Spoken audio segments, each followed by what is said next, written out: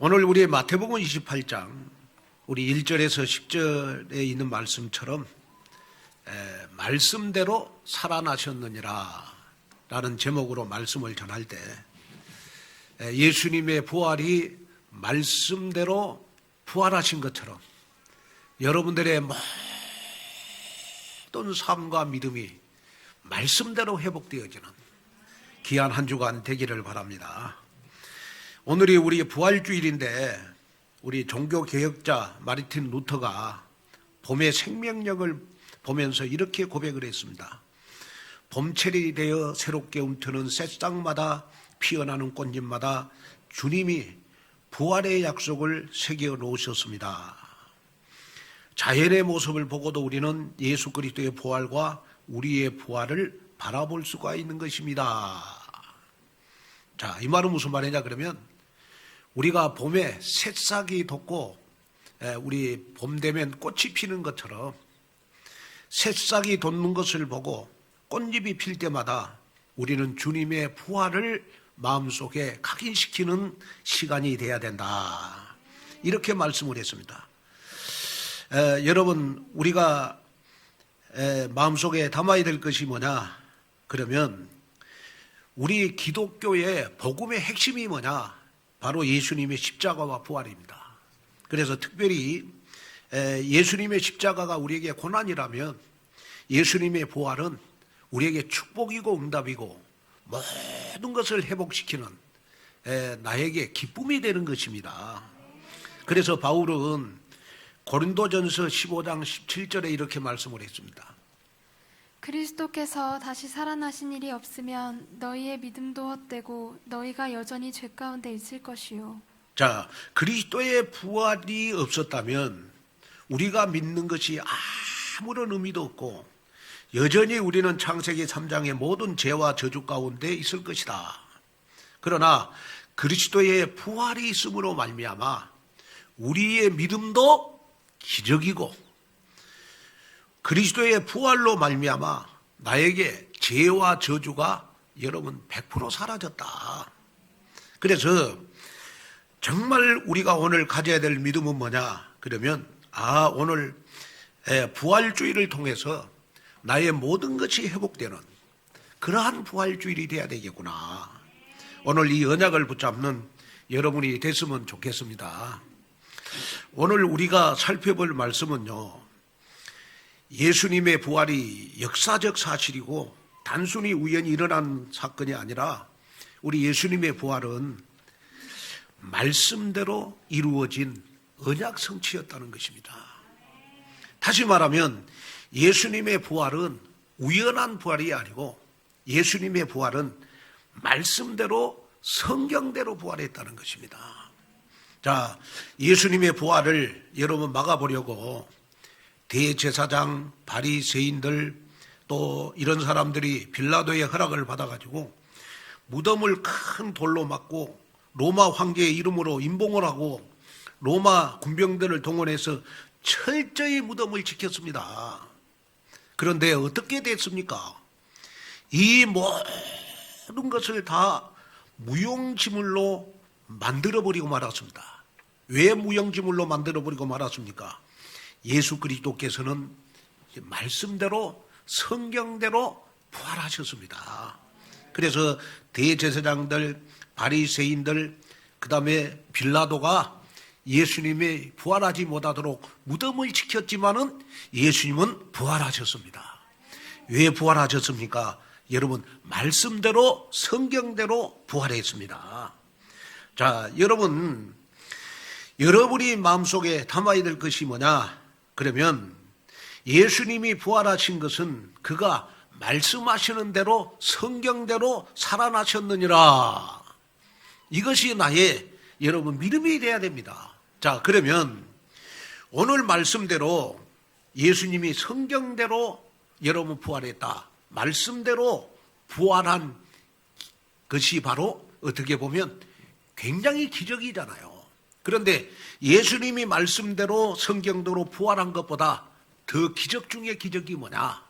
내가 하나님의 자녀가 되고 내가 말씀을 붙잡고 내가 말씀을 따라가는 신앙생활을 하고 있다. 이것이 바로 예수님이 말씀대로 성경대로 부활한 것보다 나에게는 여러분 더 기적인 것입니다. 여러분이 하나님의 자녀가 되고 나서 오늘도 내가 지금 기적 속에서 살고 있어요. 왜 기적 속에서 살고 있느냐? 어느 날 내가 구원을 받은 것도 기적이지만은 어느 날 나도 모르게 말씀을 붙잡고 하루하루를 살아가잖아요. 내가 말씀대로 살잖아요. 이것이 어떻게 보면 예수님이 성경대로 말씀대로 부활한 것보다 여러분 하나님이 보실 때는 나에게는 더 기적이고 여러분 더 응답이고 축복이라는 사실을 여러분 마음속에 새기기를 바랍니다. 그래서 이번 한 주간 여러분들이 24시는 어떤 24시가 돼야 되느냐 그러면 나는 예수님이 성경대로 말씀대로 부활한 것처럼 나는 평생 오늘 부활주의를 통해서 예수님의 말씀만 붙잡고 신앙생활을 해야 되겠다. 나는 예수님의 말씀만 따라가는 신앙생활을 해야 되겠다. 이것이 바로 기적 중에 기적이 아니냐. 오늘 이 믿음이 여러분들에게 회복되어지는 여러분 귀한 시간이 되어져서 어떤 역경도 어떤 어려움도 오늘 부활주의를 통해서 다 회복되어지는 여러분 귀한 역사가 여러분들의 있기를 주님의 이름으로 축원을 드립니다.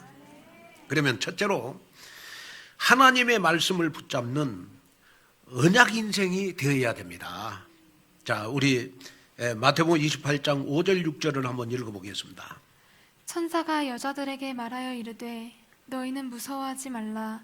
십자가에 못 박히신 예수를 너희가 찾는 줄을 내가 아노라. 그가 여기 계시지 않고 그가 말씀하시던 대로 살아나셨느니라. 와서 그가 누우셨던 것을 보라. 자, 예수님은 여러분 우연히 여러분 부활하신 것이 아니고 예수님은 말씀하시던 대로 살아나셨느니라 그랬어요. 예수님은 여러분 말씀하시는 대로 살아나셨어. 자, 언약의 인생은 어떠한 인생이 언약의 인생입니까? 언약의 인생은 말씀을 붙잡고 따라가는 인생입니다. 여러분이 매주일마다 여러분 주일날 우리가 예배 성공해야 될 이유 중에 하나가 뭐냐? 우리는 언약의 인생을 살아가야 되니까 우리는 예배 성공해야 되는 것입니다. 그러면 우리가 예배 때 여러분 강단에서 선포되는 하나님의 말씀을 내가 믿고 따라가는 인생이 바로 언약의 인생이 되어야 되는 것이다. 그래서 예수님의 부활 사건은 우연히 일어난 것이 아니라 이미 예수님께서 십자가를 지시기 전에 말씀하셨던 내용이 여러분 다 성취가 된 것입니다. 예수님의 십자가의 죽음과 부활은 여러분 하나님의 일을 이루신 일이 되는 것입니다. 하나님의 일의 핵심이 뭡니까? 바로 구속사의 성취입니다. 예수님께서 이 땅에 오신 것은 인간의 모든 죄를 다 지시고 우리의 죄를 구원하시기 위해서 오신 거 아니겠습니까? 그런데 그 방법이 뭐냐? 바로 십자가를 지신 것이고 여러분 3일 만에 부활하셔서 나의 그리스도가 되는 것입니다. 여러분 예수님은 나의 그리스도이기에 내가 평생 여러분 가지고 가야 될 죄 문제, 여러분 저주 문제, 사단의 문제, 지옥의 배경을 완전히 다 끝내신 것입니다. 그리고 예수님이 부활하셨다는 말은 무슨 말입니까? 지금도 살아계신다는 말입니다. 지금도 살아계셔서 여러분 나와 함께 계시고 지금도 살아계셔서 여러분 나와 함께 일하시는 분이라는 겁니다. 여러분 예수님은 부활하셔서 여러분 나와 함께 일하시고 계신다. 예수님은 부활하셔서 나와 함께 일하시고 지금도 세상 끝날 때까지 여러분 나와 함께 하시겠다고 약속을 했습니다. 그렇기 때문에 여러분이 오늘 예수님의 부활을 믿는다면 나와 함께 일하시는 하나님을 믿으셔야 되는 것입니다. 오늘 그 응답이 오늘 여러분들의 응답이 되기를 주님의 이름으로 축원을 드립니다. 창세기 22장 1절에서 19절을 보면 아브라함이 이삭을 모리아산에 번제물로 드리잖아요. 자기 자식을, 그것도 백사에 얻은 아들을 여러분 번제물로 드리잖아요. 번제물은 여러분 어떤 것이 번제물이냐 그러면 칼로요 모든 신체 일부분을 다 잘라서 불태워서 드리는 제물이 바로 번제물입니다.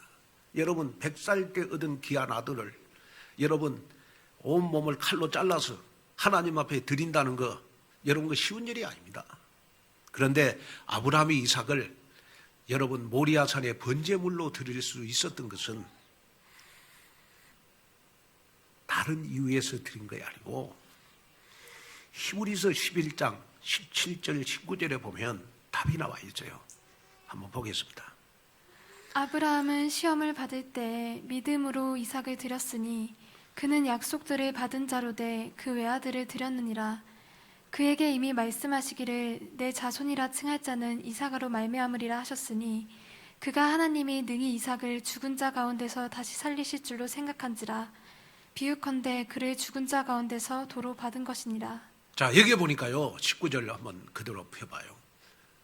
아브라함이 이삭을 모리아산에 번제물로 드릴 수 있었던 것은 하나님이 다시 살릴 것을 믿었기 때문에, 하나님이 이삭을 다시 살릴 것을 믿었기 때문에 이삭을 모리아산에 번제물로 드릴 수 있었어요. 여러분, 우리가 부활의 신앙을 갖는다는 것은 여러분 하나님 앞에 믿음을 드린다는 거거든요. 자, 여러분 우리가 믿음이 있다 이 말은 무슨 말입니까? 그 사람에게 부활의 그리스도가 있다는 말이거든요. 여러분 아브라함이 이삭을 모리아산의 번제물로 드릴 수 있었던 것은 하나님이 살리실 줄로 믿었기 때문에 여러분 이삭을 번제물로 드릴 수 있었어요. 여러분 내가 하나님 앞에 헌신하고 내가 하나님 앞에 내 인생을 다 바쳐서 복음전도 선교 제자 렘넌트 살리는 일에 올인할 수 있었던 것은 바로 내가 그렇게 헌신을 해도 하나님이 내가 그렇게 헌신하면 우리 가정을 살리고 우리의 정말 가문을 살리고 교회를 살리고 시대를 살리고 나와 관계된 모든 사람을 다 살리실 것을 믿기 때문에 우리는 언약적인 일에 올인할 수 있는 것입니다. 여기에 답을 얻는 그러한 여러분들 되시기를 주님의 이름으로 축원을 드립니다. 그래서 요한복음 1장 4절에 보면요. 그 안에 생명이 있었으니 이 생명은 사람들의 빛이라. 자, 여러분 그 안에는 생명이 있었으니 이 생명은 사람들의 빛이라 그랬어요. 저와 여러분들의 빛이 바로 여러분 예수 생명이거든요. 그러면 예수님이 나에게 생명이 되신 것은 바로 예수님이 부활하셨기 때문에 생명이 된 거예요. 그러면 그 생명이 바로 여러분 하나님의 말씀이 되는 거예요. 그래서 여러분 내가 시편 119편 11절에 있는 말씀처럼 하나님의 말씀을 마음속에 뒀다 이 말은 예수 생명 빛이 예수님의 빛이 나에게 임하는 걸 말해요. 여러분 말씀의 은혜를 받았다 내가 말씀을 붙잡았다 이 말은 예수님이 여러분 이 세상 만물을 창조하셨던 창조의 빛이 여러분 내 마음속에 있는 거예요. 그래서 예수님의 부활을 믿는 사람은 절대로 실패가 없다는 거예요. 여러분 오늘 이 믿음을 가지시고 다시 한번 마음속에 여러분 그렇구나 예수님이 부활하신 것은 성경대로 말씀대로 부활하셨다. 그러면 예수님이 부활하신 기적보다 더 큰 여러분 기적 중의 기적이 뭐냐? 내가 말씀을 붙잡고 말씀대로 살아가는 것이 바로 정말 내 인생의 최대의 기적 중의 기적이구나. 여러분 이걸 여러분 마음속에 언약으로 붙잡는 여러분이 되시기를 주님의 이름으로 축원을 드립니다. 그래서 고린도전서 15장 3절 4절에 보면요. 내가 받은 것을 먼저 너희에게 전하였노니 이는 성경대로 그리스도께서 우리 죄를 위하여 죽으시고 장사 지낸 바 되셨다가 성경대로 사흘 만에 다시 살아나셨다. 자, 성경대로 십자가에 죽으시고 성경대로 여러분 부활했다. 자, 여러분 예수님이 성경대로 여러분 십자가에 죽으시고 부활하셨던 것처럼 우리는 부활의 증인이 돼야 되잖아요. 바로 부활의 증인은 어떤 사람이 부활의 증인이 되는 것이냐? 내가 언약의 여정을 살아가는 사람이 바로 부활의 증인이 되는 것입니다. 그러면 언약의 여정은 여러분 어떤 사람이 언약의 여정을 가는 겁니까? 늘 하나님의 말씀을 붙잡고 또박또박 하루하루를 사는 사람입니다. 오늘 부활주를 통하여 하나님 내가 언약의 인생을 살기를 원합니다. 결단하는 여러분 되시기를 주님의 이름으로 축원을 드립니다. 자, 그 다음에 두 번째는 우리는 하나님이 주시는 천재성을 가진 부활의 증인이 되어야 됩니다. 자, 우리 마태복음 28장 7절을 한번 볼까요? 또 빨리 가서 그의 제자들에게 이르되 그가 죽은 자 가운데서 살아나셨고 너희보다 먼저 갈릴리로 가시나니 거기서 너희가 배우리라 하라. 보라, 내가 너희에게 일렀느니라 하거늘. 자, 예수 그리스도께서 말씀대로 살아나신 것은 지금도 살아서 나와 함께 계신다는 말이거든요. 또 여러분 장차 심판주로 다시 오신다는 미래성을 가지고 있는 것입니다. 한마디로 부활하신 예수 그리스도는 우리 인생의 과거, 현재, 미래의 모든 문제를 완벽하게 해결하셨습니다. 그래서 초대교회 제자들은 부활의 능력을 힘입어서 현장에서 담대히 여러분 부활의 그리스도를 증거할 수 있었던 것입니다. 그래서 사도행전 1장 22절을 보면 가룟 유다를 대신해서 새로운 제자를 뽑을 때 그 조건이 바로 어떤 조건이었습니까? 더불어 예수께서 부활하심을 증언할 사람을 뽑은 것입니다. 자, 가룟 유다 대신에 여러분 마띠아를 제자로 뽑았는데 예수님이 딱 보실 때 이 마띠아는 어떠한 사람이었느냐 그러면 24시 부활의 그리스도를 증언할 사람이었어요. 그래서 예수님이 가룟 유다 대신에 마띠아를 여러분 제자로 여러분 삼았던 것입니다. 또 사도행전 2장 32절에 보면 이 예수를 하나님이 살리신지라 우리가 다 일의 증인이로다 그랬어요. 자, 사도행전 4장 33절에도 보면 사도들이 큰 권능으로 주 예수의 부활을 증언하니 우리가 큰 은혜를 받았다. 또 사도행전 5장 30절에는 너희가 나무에 달아 죽인 예수를 우리 조상의 하나님이 살리시고, 또 사도 바울도 사도행전 13장 30절, 17장 3절, 17장 31절, 26장 8절에서 반복적으로 예수 그리스도의 부활을 강조를 했어요. 한마디로 제자들이 부활의 증인으로 섰기 때문에 예수님의 제자가 될 수 있는 거예요. 여러분, 부활의 증인은 어떤 사람이냐? 내가 정말 그리스도의 제자가 되어야 되겠구나 결단하는 사람이 바로 여러분 부활의 증인이 될 수가 있는 것입니다. 그래서 오늘 본문의 10절에 보면 예수님께서 실패한 제자들을 갈릴리로 부르신 이유도 바로 제자들을 부활의 증인으로 세우시기 위함이었습니다. 여러분, 절망과 좌절 가운데 있는 제자들에게 부활의 그리스도께서 다시 찾아가 주셔서 희망을 줬고 기쁨을 줬고 모든 것을 다 회복시키셨던 것처럼 여러분 코로나로 인하여 여러분 좌절과 우울감과 여러 가지 실패와 낙담 가운데 있는 여러분들에게 오늘 부활주일이 회복의 주일이 되기를 바랍니다. 오늘 부활주일이 여러분 모든 것을 다 회복하는 여러분 부활의 주일이 되기를 주님의 이름으로 축원을 드립니다. 자, 그러면 우리 렘넌트들 오늘 이 예배에 참석하신 여러분들, 우리는 부활의 증인으로 하나님이 주시는 천재성의 축복을 가지고 살기를 바랍니다. 여러분, 마가다락방에 오직 복음으로 세계를 살린 자들이 모여가지고 하나님이 주시는 천재성을 가지고 원네스를 해서 마게도냐 로마를 복음하는 역사가 바로 여러분 초대교회 교인들이었습니다. 그들은 배경도 없었습니다. 여러분 어떻게 보면 그 시대에 가장 버림받는 사람이었습니다. 갈릴리 출신들이었습니다. 그런데 그들이 여러분 그 막강한 여러분 로마를 복음할 수 있었던 것은 바로 하나님이 초대교회에 주신 천재성으로 여러분 로마를 복음할 수 있었던 것입니다. 자, 그러면 천재성이란 뭐냐? 그러면 천재적인 창의성을 갖는 걸 말하는 것입니다. 천재성이라는 뭐냐? 하나님이 주시는 1%의 축복을 우리가 천재성이라 그러는 것입니다. 여러분, 하나님이 주시는 1%의 축복을 내가 받는 사람을 천재성을 가졌다 그러는 거거든요.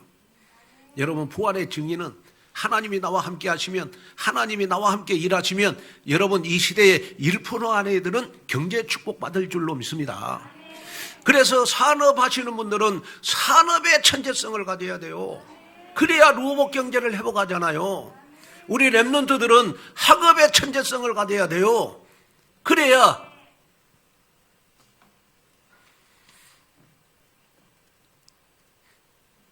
하나님이 주시는 서울대학 가라고 지금 제가 축복하려고 그러는데 서울대학 갈 사람이 별로 안 보여서 하나님이 주시는 천재성을 가지고 공부해야 돼요. 그래야 우리 랩런트들은 여러분 가정 가문을 살리고 시대를 살리는 거 아니겠습니까? 그러면 자, 하나님이 주시는 천재성을 갖기 위해서 오늘 이 메시지를 듣는 여러분들은요, 말씀과 기도와 전도, 선교를 위해서 여러분 내 인생을 올인하는 여러분 되십시오.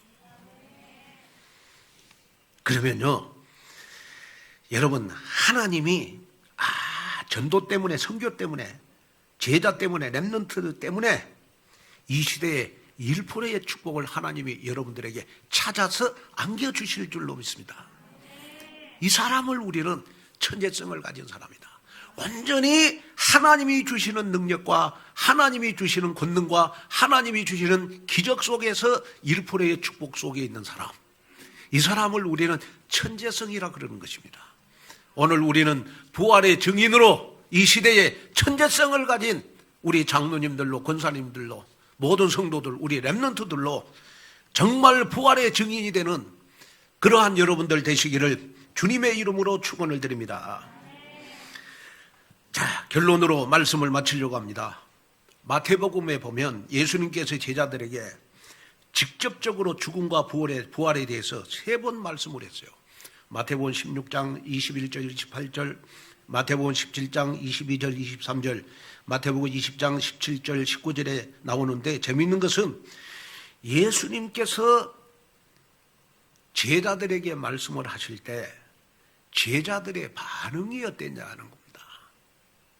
마태복음 17장 23절에 보면 죽임을 당하고 제3일에 나타나리라 하시니 제자들이 매우 근심하더라. 자, 예수님께서 제자들을 앞에다 두고 십자가와 부활을 이야기했어요. 그런데 여러분, 제자들은 예수님의 십자가와 부활을 제자들 앞에 했는데 이 제자들은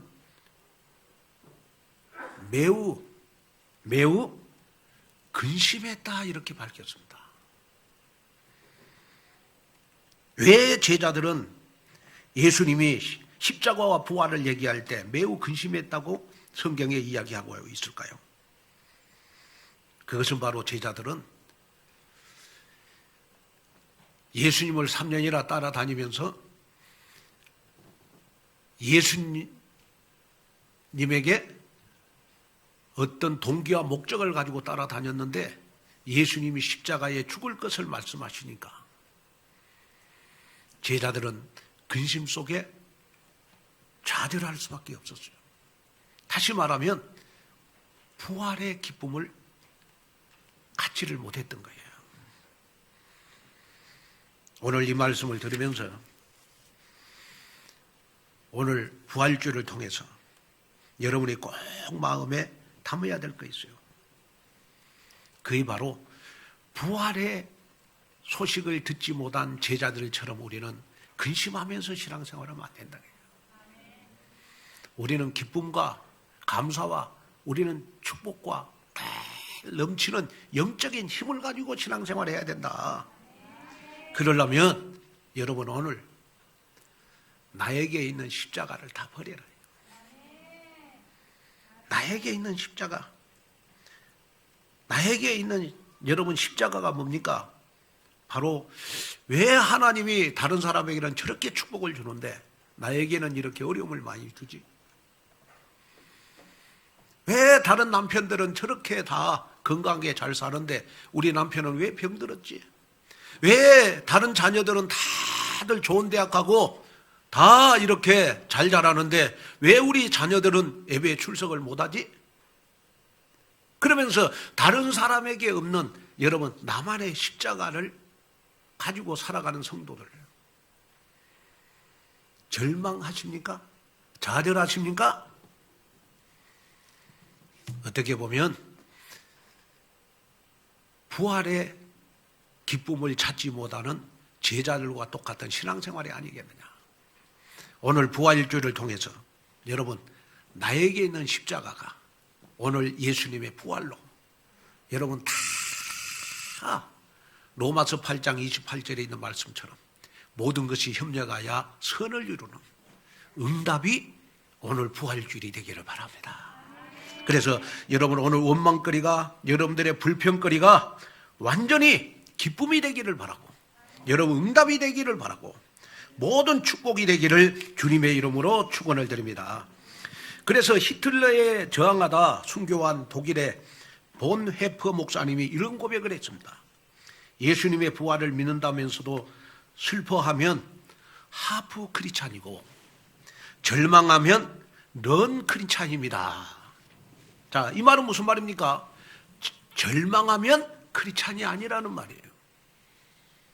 자, 오늘 여러분 혹시 내가 절망하고 좌절하고 원망하고 불평한 그러한 크리스찬이었다면 오늘 예수님의 부활죄를 통해서 여러분 기쁨의 크리스찬이 되기를 바라고, 감사의 크리스찬이 되기를 바라고, 정말 여러분들의 인생에 여러분 어떤 사람들보다도 여러분 기쁜 일이 있는 기쁨의 크리스찬이 되기를 주님의 이름으로 축원을 드립니다.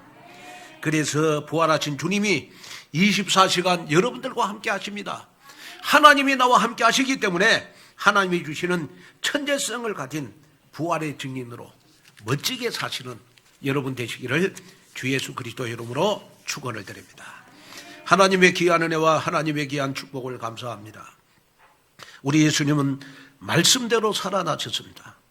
예수님이 말씀대로 살아난 기적보다 더 큰 기적이 내가 말씀을 붙잡고 말씀을 따르고 말씀이 나에게 비침을 믿는 그 믿음 속에 있다는 것이 더 기적인 줄로 믿습니다. 하나님 한 주간도 말씀대로 모든 것 다 회복되기를 원합니다. 말씀대로 어둠이 떠나가기를 원합니다. 말씀대로 원망 불평이 기쁨이 되기를 원합니다. 응답이 되기를 바랍니다. 축복이 되기를 바랍니다. 오늘 부활주일날 모든 것이 다 회복되게 하옵소서. 예수님의 이름으로 간절히 기도하옵나이다.